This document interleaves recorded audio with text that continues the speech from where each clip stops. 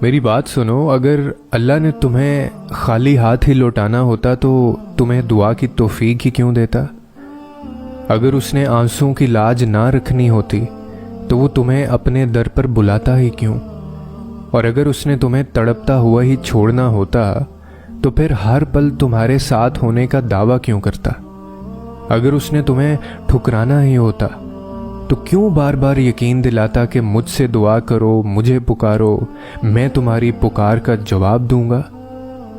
اگر اس نے تمہیں تنگی اور آزمائش میں مبتلا ہی رکھنا ہوتا تو بار بار یہ وعدہ کیوں کرتا کہ ہر مشکل کے ساتھ آسانی ہے؟ وہ تو تمہیں تمہاری برداشت سے زیادہ آزماتا بھی نہیں ہے۔ جہاں تمہارا صبر دم توڑ دیتا ہے وہیں وہ کن فرما دیتا ہے، وہیں اس کی مدد تم تک پہنچ جاتی ہے۔ یاد رکھو، ایسا کچھ بھی نہیں ہے جو تمہارے رب کے اختیار میں نہ ہو۔ ایسا کوئی کام نہیں ہے جو وہ کرنے پر قدرت نہیں رکھتا۔ کائنات میں کوئی ایسا زخم نہیں ہے جسے اللہ بھر نہیں سکتا۔ پھر وہ جو زمین اور آسمان میں موجود ہر شے کا حساب رکھے ہوئے ہے، وہ تم سے غافل کیسے ہو سکتا ہے؟ اللہ تمہارے درد سے نا آشنا نہیں ہے، وہ تو بس تمہاری ایک پکار کے انتظار میں ہے کہ کب تم پورے یقین سے اسے پکارو اور وہ تم پر اپنے انعامات کے در کھول دے۔ اس کی رحمت تو ہر لمحہ تمہیں اپنے گھیرے میں لینے کے لیے بےتاب رہتی ہے۔ حضرت یوسف بھی جانتے تھے کہ آج اگر تنہائی میں برائی کر لی تو کل یہی برائی شہر میں پھیل چکی ہوگی۔ نفسانی خواہشات کی برائیاں تنہائی سے شروع ہوتی ہیں اور بدنام کر کے چھوڑتی ہیں۔ زلیخا نے تنہائی میں پھسلانے کی کوشش کی، لیکن ایک وقت آیا جب شہر کی سب عورتیں زلیخا کے بارے میں تبصرے کر رہی تھیں کہ اس نے اپنے پاک دامن غلام کو ورغلایا۔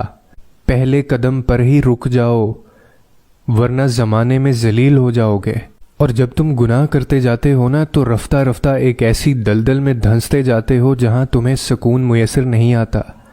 اور جب تم اپنے کیے پر شرمندہ نہیں ہوتے اور توبہ نہیں کرتے ہو تو تمہارا ضمیر گہری نیند سو جاتا ہے، تم اپنے نفس کے غلام بن جاتے ہو۔ پھر تم وہ سب کچھ کرتے ہو جو تمہارا نفس اپنی تسکین کے لیے تم سے کرواتا ہے، تم جتنے مرضی خطا کار کیوں نہ ہو۔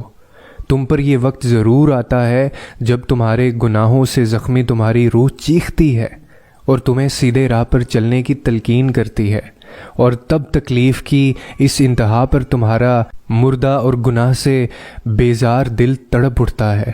بس تم اس ایک لمحے میں اپنے ضمیر کی سن لینا اور اس کی آواز کو خود پر حاوی کر لینا۔ پھر جب تم ندامت کے ساتھ اپنے رب کو پکارو گے تو وہ رحمان تمہیں معاف کر دے گا اور تمہارے دل میں نور بھر دے گا۔ ایک اور بات کا خیال رکھنا کہ تمہیں گناہ کا راستہ چھوڑنے سے سکون تو بہت ملے گا، لیکن جب تم اپنے نفس سے بغاوت کرو گے تو تمہارے اندر اضطراب جنم لے گا۔ تمہارا نفس تمہیں بار بار گناہ کرنے پر مجبور کرے گا، لیکن تم ایسا ہونے مت دینا۔